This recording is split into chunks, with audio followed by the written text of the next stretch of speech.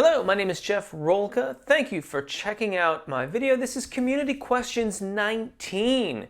One of my favorite things to do is to answer questions that I get here on YouTube.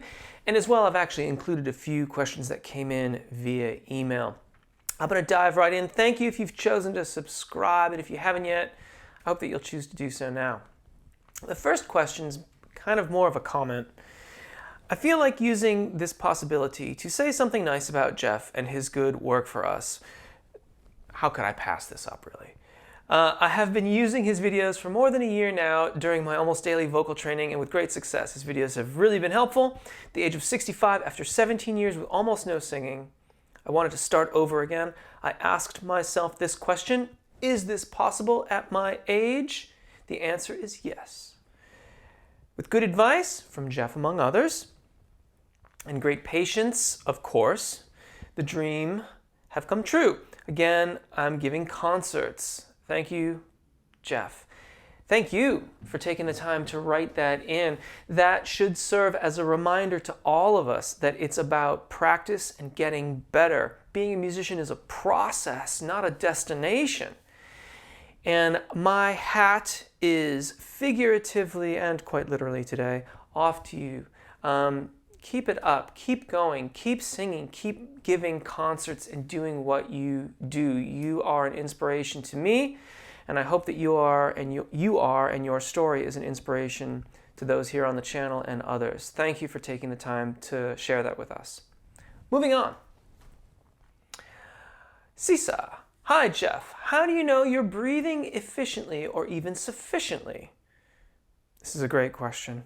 Breathing for singing has been the bane of my existence for as long as I've been singing, although it hasn't always been that way. There have been times where my breathing has been so coordinated that all I've had to do was inhale and sing, and my voice flowed effortlessly out of my mouth. Also, what other breathing exercises can I do to improve?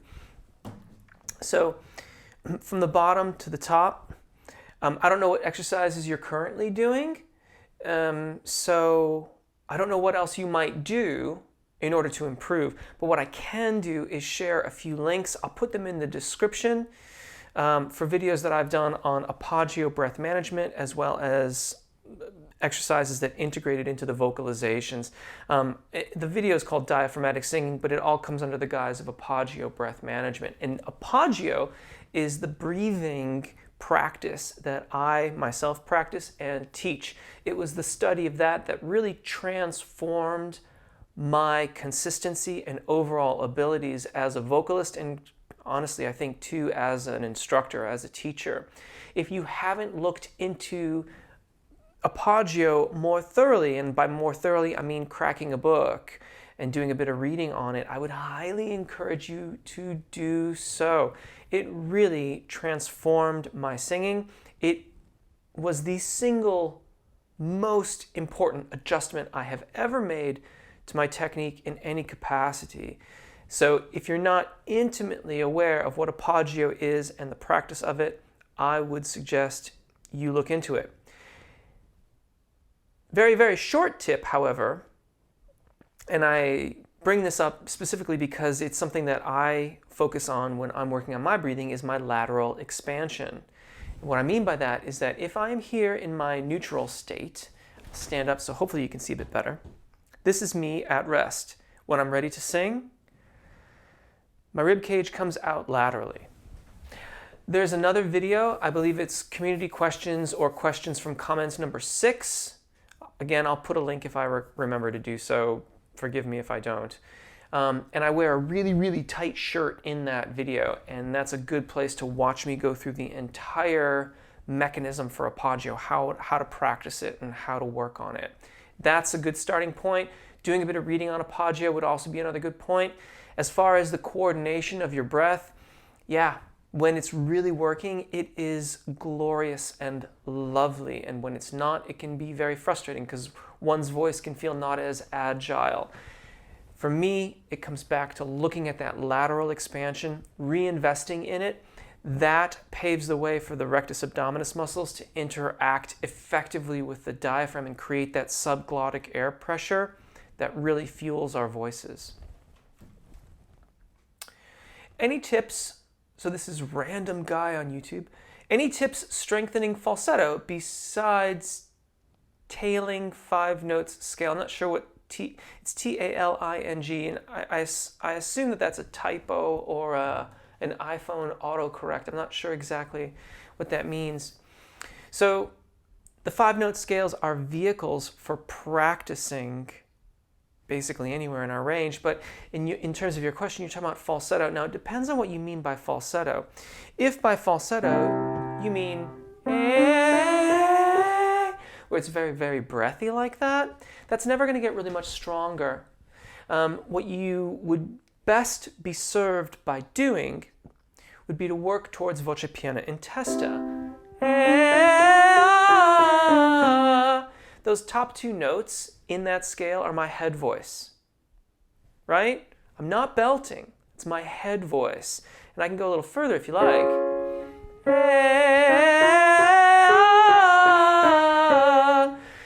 That is my head voice and the top 2 notes. That is voce piena in testa, the sound of chest voice in head. Now, if you wanted to have like that kind of cool, very timely reinforced falsetto sound,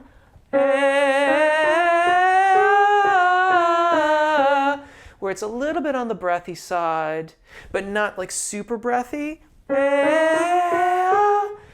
then you will be best served. You will achieve that most quickly by learning to make a smooth transition over your secondo passaggio, so you've got that voce piena in testa thing happening, and then backing off of it, loosening the adduction or closure around the vocal fold so that you get that breath seepage and you get that, like, I think nowadays they would call it like a reinforced falsetto or something. But that's how I would approach, quote unquote, strengthening your falsetto. But if you're trying to approach it from the standpoint of, I sing like this, that's not going to strengthen, I'm afraid. You have to learn to adduct the vocal fold first and then loosen it. Andrew, allergies got me out of practice. Throat is perpetually dry and I'm so congested that I've developed blocked tear ducts. I'm really sorry. That sounds extremely uncomfortable. Haven't been able to sing comfortably for almost a month now, and I'm not keen to force it. And I would encourage you not to force it. It's unfortunate that allergies for you are so severe. I feel very fortunate that I do not have allergies to that extent. And so I can only speak to this in as much as to say, do no harm while you are suffering. If your vocal folds are inflamed, if you've got a postnasal drip happening, it sounds like that would be probably the least of what's going on for you. If you can take the time off, give yourself some rest. It is feasible to do some extremely, extremely light vocalizing in super comfortable areas. So like if I were super, super sick and I was feeling stressed about being so sick, what I would do is I would just hum in this area here.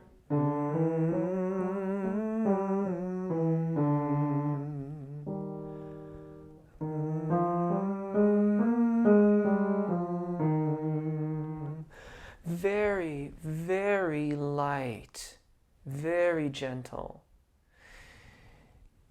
If you cannot vocalize over your secondo passaggio, I advise that you rest.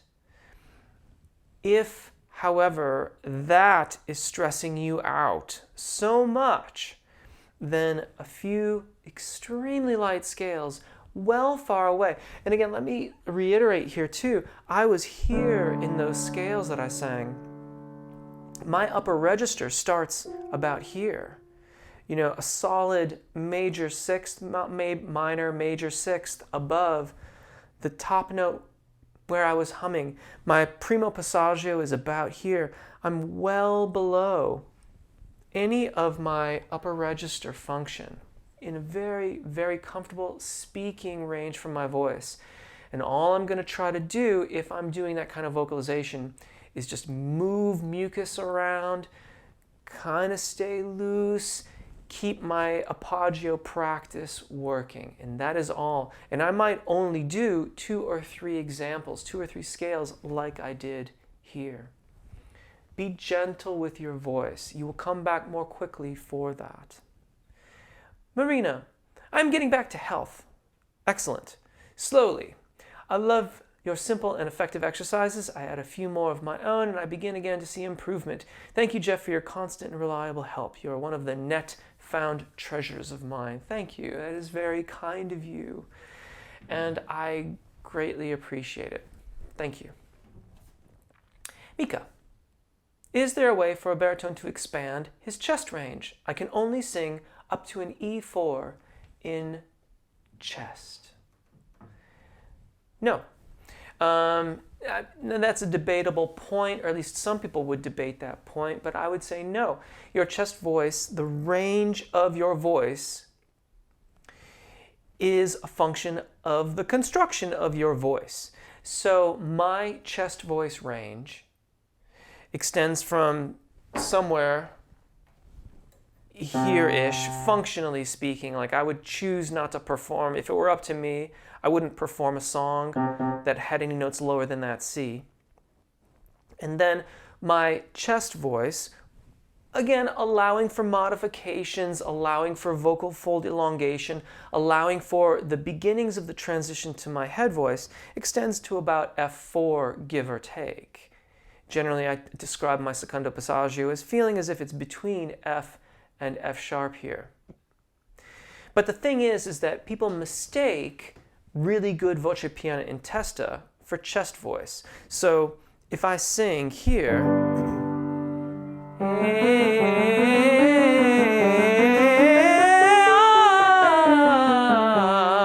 those top few notes are my head voice. But if I've done my job well and I'm making a smooth transition across my secondo passaggio, the average listener will perceive that as being a chest voice sound. It sounds like what came before it. The sound quality is continuous, and so it's perceived that way. But the transition is still there. And that is what baritones can do, and to great effect, I might add.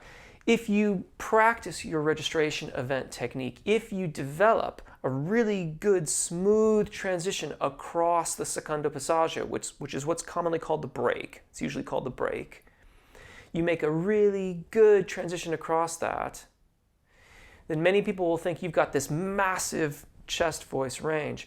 And you have something that the tenors will never have, which is this luscious, glorious low register.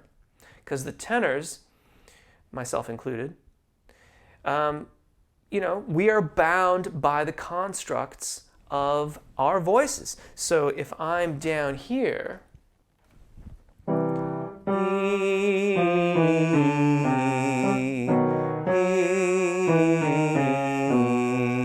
I have to look to a brighter, narrower sound in order to have presence in that register.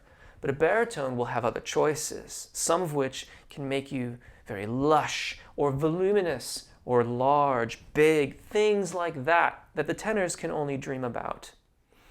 And the baritones, again, assuming they make that really good registration event around the secondo passaggio, you'll get 95-ish% of what the tenors can do range-wise. And you'll have all that low register too. And FYI, I know I say this a lot in the videos, but I want to say it again. I call it the secondo passaggio because that's what it is in the textbooks. And I know that it's commonly referred to as the break. But there's nothing broken about our voices. And I just want us to stop thinking about it like that. It's not a break. It's just a transition. And secondo passaggio is a passage. It's a transition. It's a passageway into the upper register of our voices. Let's keep going. Low. Low. I would love to have more tips and or exercises for the lower range. How to place vowels better when going to the lowest to get it to resound as much as the higher notes. Well spotted. As a teacher, I spend probably 99% of my time teaching people to sing higher pitches, and I kind of forget about the fact that there's plenty of people out there that would like to have both, or maybe would prefer to just be in that lower range. At any rate, I've done a few videos. I will do some more. Thank you for bringing it to my attention. Paulina, tips on getting back on track after getting COVID. Well, first of all, I hope you're feeling better, and I hope that your recovery is swift and complete. I have been fortunate enough to avoid COVID up to this point, although you may be able to tell that right now I have a cold after 18 months of not having anything of that sort. I think that a lot of your recovery is going to be dependent on how severe a case or how severely the COVID affected you in your getting of it.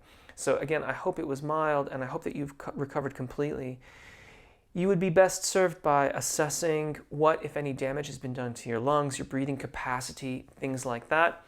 I suspect that if anything, it's going to be a slow and patient recovery. So be patient with yourself and be kind and try to be understanding that from an illness of this severity, it may take some time. I would also bring to your attention, and I don't know if you suffer from this or not, but I have seen reports of people feeling great senses of fatigue long after they have recovered from COVID. If this is true for you, know that that fatigue may compromise your ability to adequately engage or support the production of your voice. And so, to that end, you might consider breaking up your practice sections into shorter segments. So, like if you have a half an hour of time with which to do your vocalizations, and I'm not talking about repertoire, that would be another story in and of itself. But let's just take your vocalizations for a moment here. If you've got a half an hour to do your vocalizations, you might do 15 or 20 seconds of vocalization. Give yourself 5 or 10 seconds rest, and then do another 15 to 20 seconds. I realize this becomes quite regimented. I'm thinking of it almost the way you might train if you were a swimmer swimming laps. When a swimmer swims laps, there is a programmed rest period into their interval. So a swimmer of a given ability level might say that they have a minute and a half to do a 50-yard swim. So they'd swim the 50 yards, and then they would do it again, and they might do 10 reps of that 50-yard interval. Now, for really fast swimmers, they might only have a minute. For slower swimmers, they might take a minute and a half to 2 minutes, and that minute and a half, 2 minute time period incorporates their rest period into it. So it assumes they're going to take a minute and 15 to get back to the start. They'll have 15 seconds rest, and then they can go and do it again and repeat.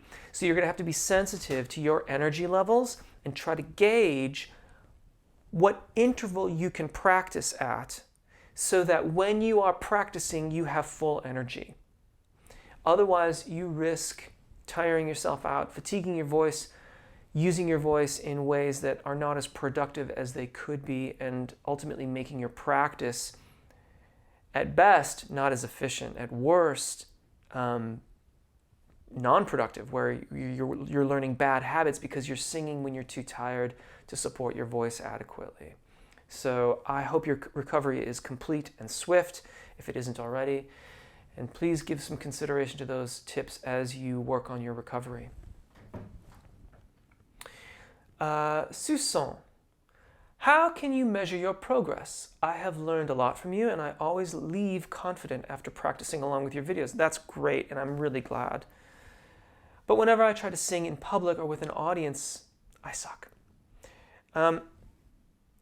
Okay, let's put a pin in that. However, I know I have improved so much, yet it feels like I still have a long way to go. So how can you measure your progress? How do you know you're doing good, well, and becoming better? Recordings don't lie.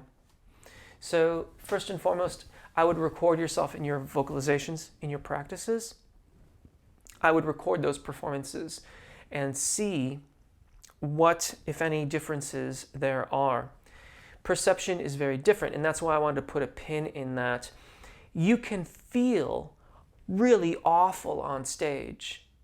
I know this from repeated personal experience. And it's entirely plausible that no one knows anything about it and that you sound just great. And it is unfortunate that these two things can be true at the same time, because it robs us of really enjoying that interactive environment that is the stage. But if it's true for you, at least the recordings will show you that you're not as bad as you think you are. And then you can begin to work on the inner game that can help you enjoy the experience of performance much more. You see, you're talking about two very different things here. The practice of vocalizing in one's practice room is one thing, and you should still record those sessions. That's a way to track your progress too. Tracking your progress on stage, however, breaks down, I think, into other components. There is the performance practice of it, what you are doing as a performer, how you are perceiving yourself as a performer. And then there's the objective reality of it, recording yourself, either audio or video or both or something to that effect. And if possible, get decent recordings. Get a board recording if that's available to you. If you have or you're using a video camera for these performances, see if you can get a shotgun mic for it or something like that, so that it's not just the camera mic, because those just generally don't deal with the live performance environment very well. And you're going to get a result that's not really reflective of what you did on stage. Get those recordings. Don't look at them immediately following the performance. Take the recording, put it away for 2 days, 3 days, a week, and then review it. Put a little distance between your performance and your perceptions of the performance and when you review it. Check it, see if your fears or thoughts about how it wasn't very good are realized. They might be refuted. Be prepared for that.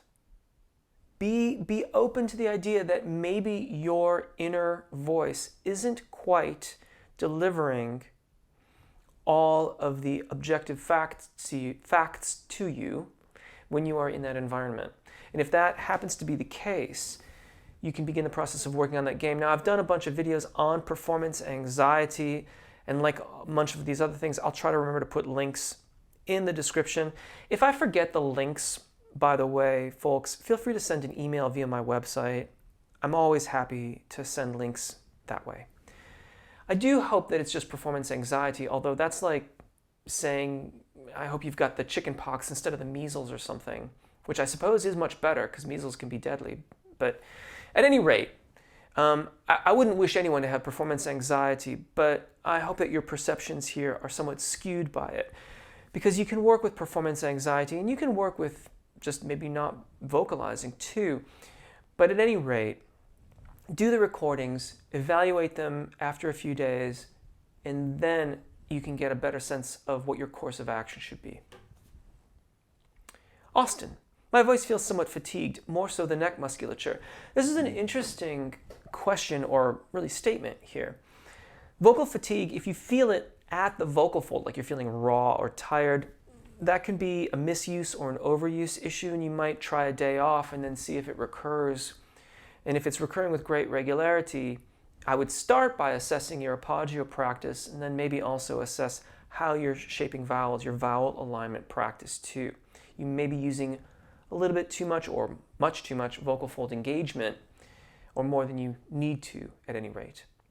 The neck musculature, however, is interesting to me, because when I first began my registration event practice, I noticed some tenderness and muscle fatigue in the sides of my neck. That went away over time, but it did take some time for it to go away. So monitor that very carefully. Again, try to differentiate and it seems as if you have already, but I want to emphasize this. Differentiate between fatigue at the vocal fold versus in the sides of the neck.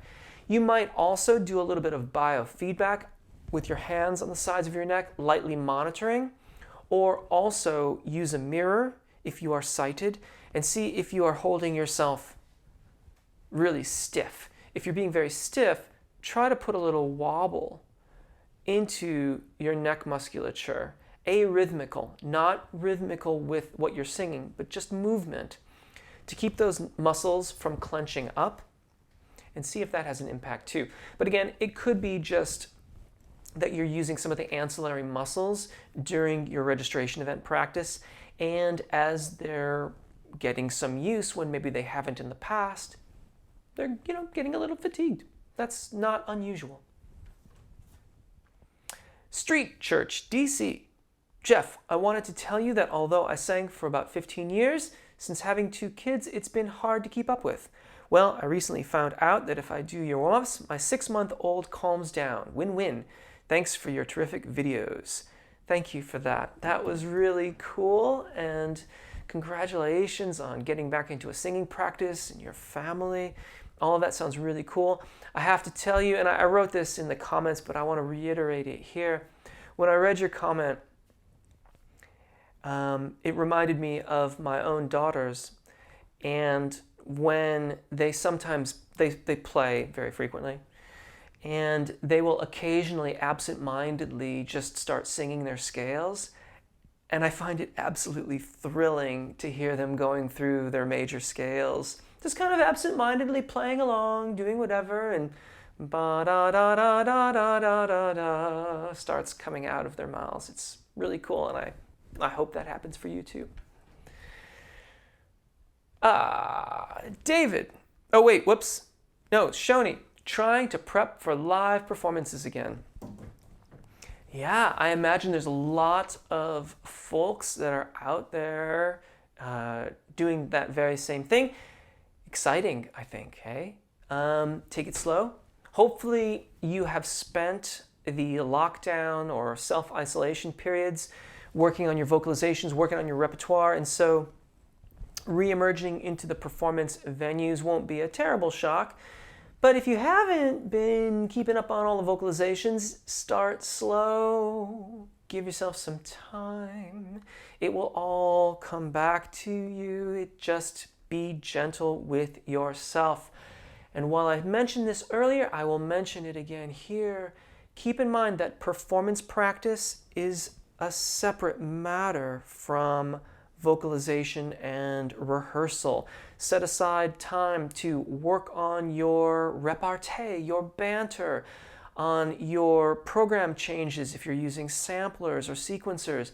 Work on your guitar pedal changes if that's something that you do or use. Evaluate your gear, all those kinds of things that go along with live performances where there's no room for error. Evaluate that now. Set aside time for performance practice where you run through your 45-minute, hour, 3-hour set, if that's the case, so that you can work all the kinks out before you get back out on stage. But very exciting, I should think.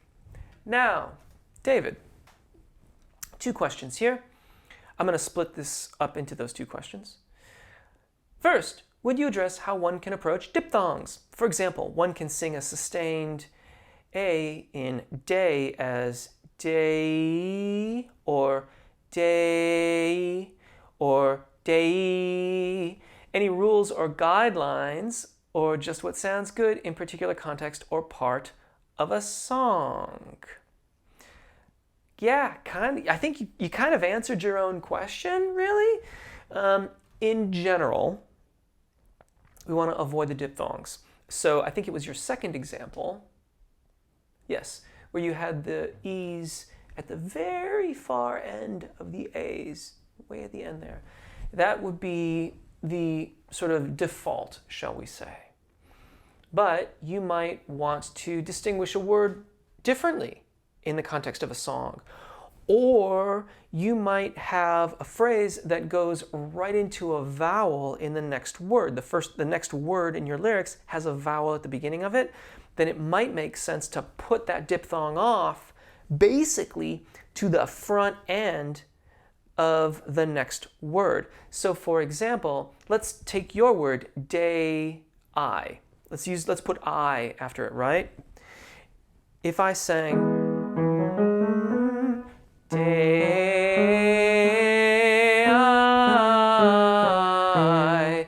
I pushed the Y today right into the I, so that really the beginning of the word I was the end of the word day. Listen to the difference if I don't, like let's say I quote unquote sing into the diphthong.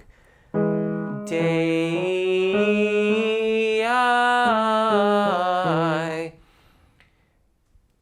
There are perhaps instances where you might wish to do that. Generally speaking, however, I would avoid it.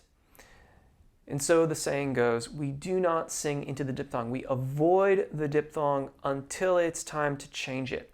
Another way to think about it is that the diphthong ends the word that it is part of. Your second question, I often see instrumentalists beating time with a foot or sometimes by nodding or swaying, but singers, at least in musicals or opera-like works, do not. Wonder why the difference? How does the singer keep time?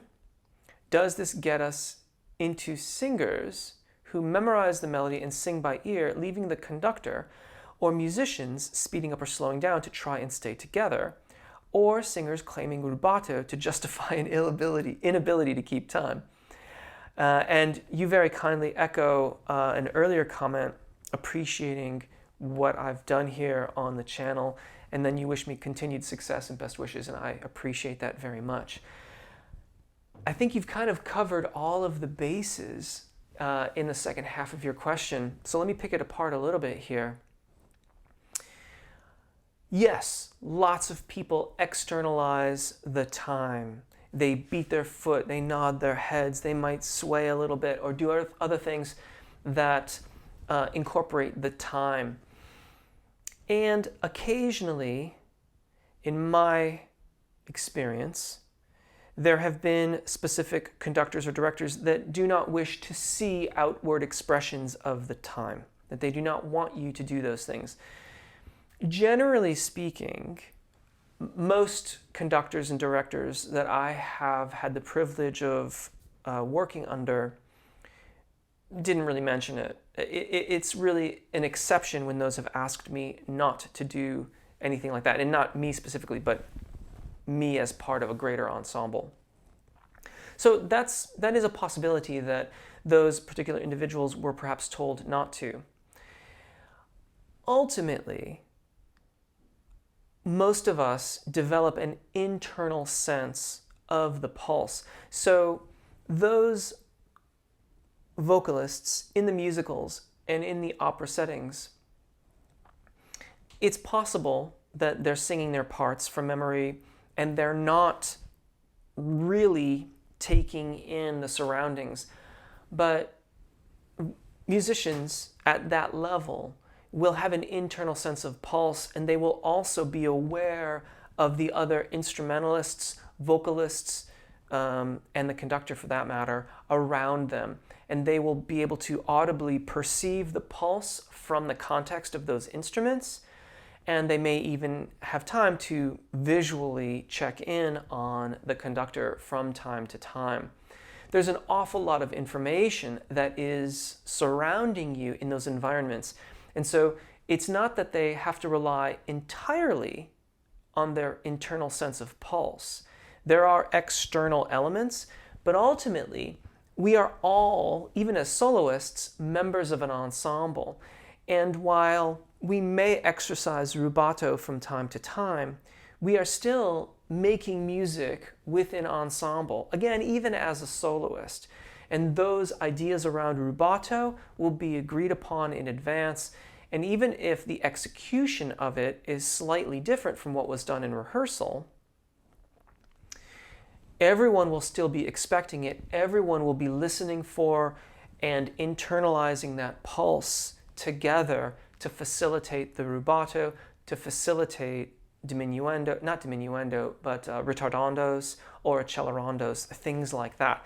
Now, when we talk about rubato, that word does get used to mean a lot of different things. It does mean a sort of ensemble slowing and ebbing and flowing, but also I think you might be using it in the classic sense of it, which is that the ensemble remains steady, whereas the soloist kind of ebbs and flows against it. And that was how it was used in the context of Chopin's works.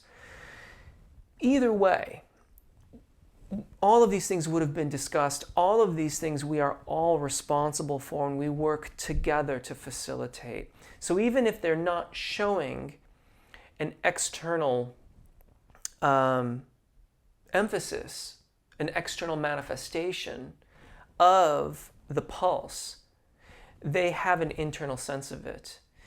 And lastly, I mentioned before that I had sometimes, rarely, been in ensembles or situations where I was asked not to show an external manifestation of the pulse by tapping my foot. Usually that's the one that they don't want you to do. I can actually tap my foot inside of my shoe such that you won't see my shoe move, but I can tap my toes along with the pulse if I really need to. I don't always need to, but I do like to do it, and it kind of makes me feel good. So that too could in fact be happening, that under the robe there could be a finger twitch or a tick of some kind that the performer is using to articulate pulse. It doesn't have to be a lot. It could actually be even inside of their own shoes that they're tapping their toes. I hope that helps. I hope that answers your questions. Cherry, thank you so much for your videos. I wanted to ask, every time I sing a high note, my body tenses along with my jaw and tongue. Are there any exercises that can help with that? I believe it's a mental thing, as if I am preparing for the high note. Yes, and in fact, there are some schools of thought that suggest it, though I am not of any of those. My immediate advice to you is to put a little motion, arrhythmical motion. And I mentioned this a little bit earlier in this community questions video, but a little bit of motion in order to break up that muscle tension. You may want to put your hands on in such a fashion to monitor. You may also use a mirror if you are sighted so that you can monitor yourself visually. Notice if you lock up from time to time, and if that is in fact the case, you may have to make special efforts to keep in motion. That may mean being bigger with your motions, doing bigger motions so that they're harder to lock up, or trying different modes of moving. So you, instead of being arrhythmical and not really sticking to anything, you might then do a wagging or a nodding of the head or a shoulder roll or something to that effect. You'll have to experiment a little bit with that, but hopefully that will help. M. Hi Jeff, I was recently told by a coach that I have hard onsets. He pointed this out in my singing and in my speaking. I think he was right on the mark. He suggested placing an H in front of as much as I say and sing for the time being to remedy this habit. I'm wondering if you have any additional recommendations for combating a long-time hard onset, and perhaps could explain how hard onsets, when not consciously done, can negatively affect other aspects of singing and speech. Yeah, well, that's a long list of things. The tonal onset, or the beginning of the phrase, particularly when this happens with a vowel, sets the stage for everything that comes after it. So particularly with registration event practice, if you're trying to sing notes in the upper register of your voice, or you're working on transitions across your secondo passaggio or middle voice registration event, if that's the case, those hard tonal onsets create a fundamental imbalance in the way that the vocal fold is adducting or closing. And this means that you're not going to get the most efficient use of your voice, and you may not even be able to get it to elongate properly as you make your way across those transitions. So the H is a really good recommendation. It's what I recommend to my own clients. Over time, I would advise you, and check this with your teacher as well, but over time, I work with my clients to compact that H. So if, for example, it begins here, hey, ah, hey, ah. Over time, we want to make it hey, ah, hey, ah, until I kind of have the sense that I have an H, but it's not audible. Hey, ah. Neither is there a glottal attack. Now, those glottal attacks are interesting, though, because they are reflective of a fundamental imbalance in the way that you are approaching your voice. Now, whether this is because you are gripping a little bit at the vocal folds, or you have sung without adequate subglottic air pressure or support, airflow, that the vocal fold is trying to give you that immediate attack that you want to have at the beginning of a phrase. It could be one or the other. It's usually a combination of both. It's worth investigating your apagio breath management practice. And if any of that is unfamiliar, then I would suggest politely and respectfully that you investigate it. Because when I thought I was studying apagio, I wasn't. And so much of the breathing methodology that I had been taught for most of my educational life, so while I was, in schools and in universities and things like that, how I was taught to use breath was not apagio. And apagio changed everything for me. I cannot emphasize it enough. Better to crack a book or look at a website on apagio. I would recommend Shirley Emmons. Has a very succinct webpage on apagio breath management. Again, I'll try to put a link. If I forget, send an email to me through my website and I will hook it up. That practice changed everything for me. And so, to summarize, if we look at those hard onsets as symptoms, instead of as a problem in and of itself, which of course it is, but it's also symptomatic of other things, then we can perhaps not only solve that, but also do a lot more and really, really open up your voice in profound ways. That is at least what happened for me. Martin, warm up with a straw, please, and thanks for all you do. More or less, I'm kind of paraphrasing here because I think it was like autocorrect. Thank you. I just did one of those. I'm happy to do another one, though. I know I've said this a lot. I'll try to put a link in the description. Please forgive me if I forget. Please, I've now mentioned so many links, and I haven't put notes. I should have put notes for these links on the charts. Send an email to me through my website, jeffrolka.com, and I will get the link for you. But I just did one of those not long ago, but I can do more. Chris, tips on playing guitar and singing at the same time. First and foremost, break them up into two separate practices. I could grab a guitar, I suppose, but I've got the piano right here as it happens. So if you know that you've got these changes,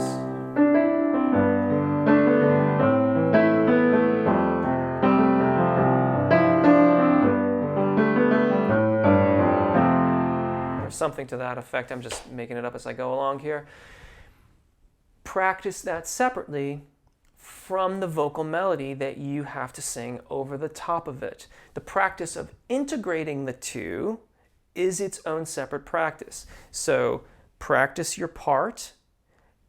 While you're practicing it, as you're getting good at that, you might do a quick recording on like a phone or a free software that you can use on your computer or mobile device to record it. And then sing along with that to practice your vocal melody. And then work on putting the two together. If the vocal melody goes up above your secondo passaggio, or perhaps even into the zona de passaggio, so higher notes, you might transpose it down into a comfortable register to work on the coordination, and then move it back into the performance key so that you're only tackling one aspect of the practice at a time. The key here is to break it down. Break it down into the guitar playing. Break it down into the vocalizing and the singing. If it has really tough passages, practice those separately from the guitar. Then when you're going to integrate them, particularly if they're rhythmically challenging or really, really fast, move them to an easy key on the guitar so that you're not dealing with high, fast, rhythmically challenging notes. Practice the coordination there and then move it back up into the performance area. Break it down. Break it down. That is the main thing to do when you've got integration practices or challenging parts, things like that. Do that for a little while, a couple songs, maybe a couple more than a couple songs if you get my drift. It might take a bit of practice, a bit of time. And then the whole process will get faster and faster and you won't need to do it quite so much.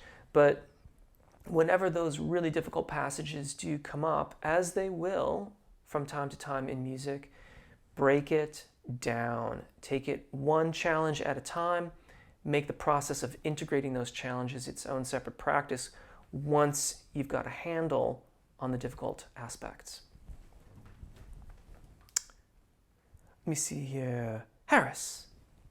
How to sing with an actual song, the karaoke things on YouTube as an example. Great question. It really is kind of its own separate practice.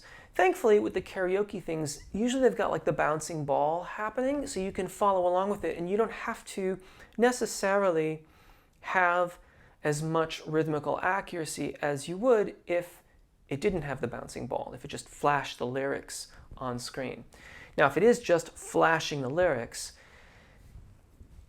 you're kind of getting down to just a couple different choices here. One, you can sing along with the original track, assuming it's in a good key for you, long enough that you learn it by rote.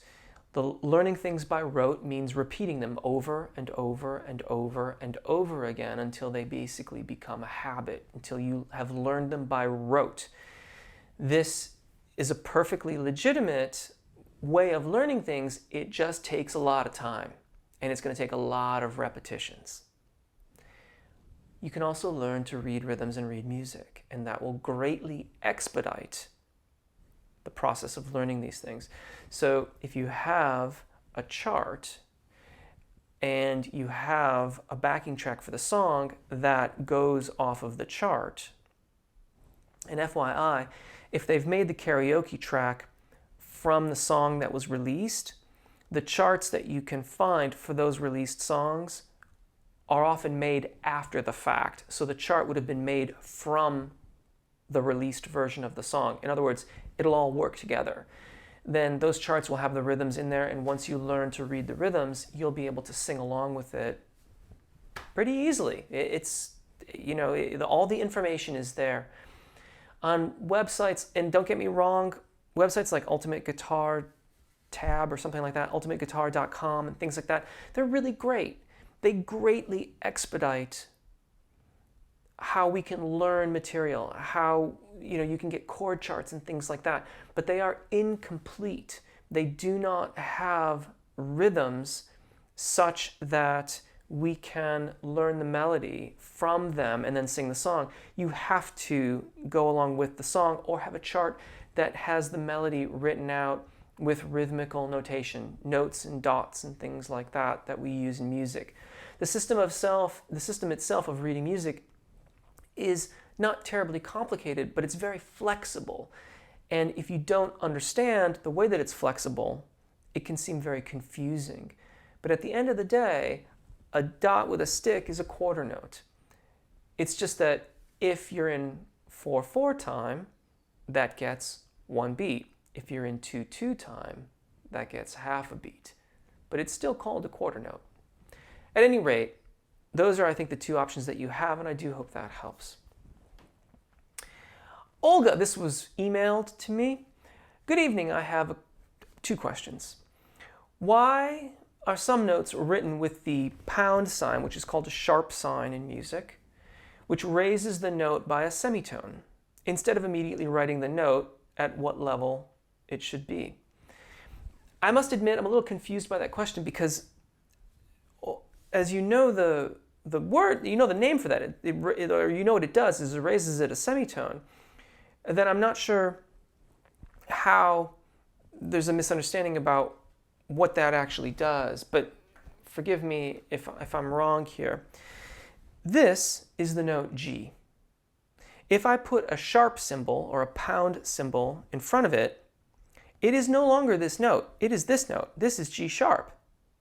Now, yes, this could also be A flat, but that's for a different conversation. This is G sharp. This is G. This G with a sharp symbol in front of it isn't this key. It's this key. And so it's not as if an A or a G with a sharp symbol in front of it is becoming something else. It was always supposed to be that other key. We only use 7 letters in all of written music notation. A, B, C, D, E, F, G.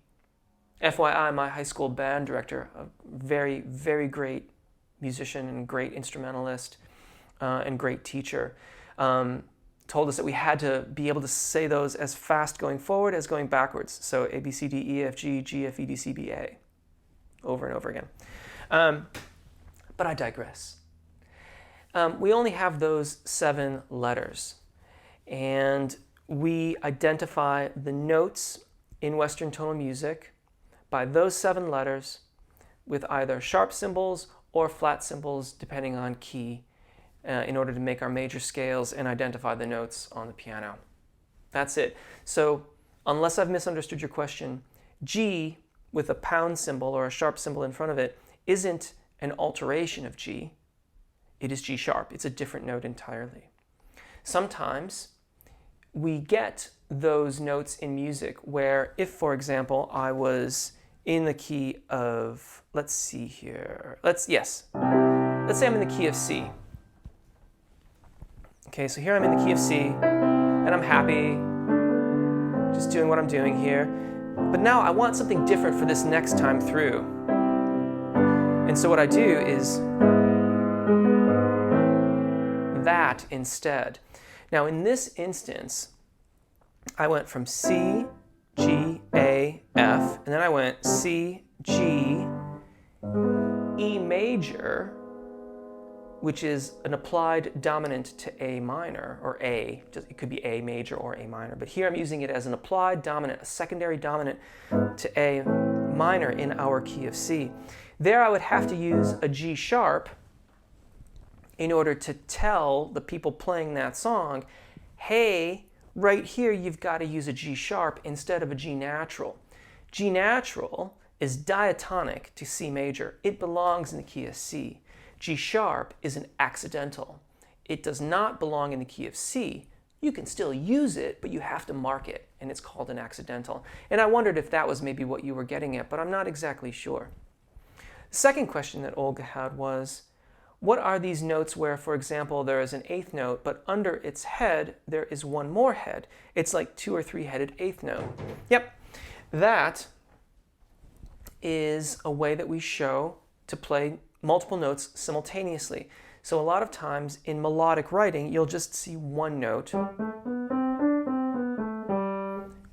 at a time. But if, for example, this line it was harmonized.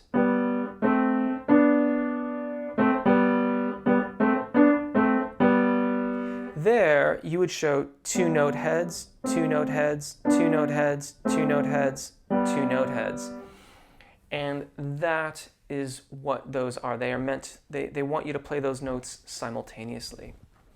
And that's it for Community Questions 19. Thank you so very much if you're still with me. I hope you've enjoyed this. I know that these episodes get very long-winded, but I do so enjoy your questions, and I do hope they help. My name is Jeff.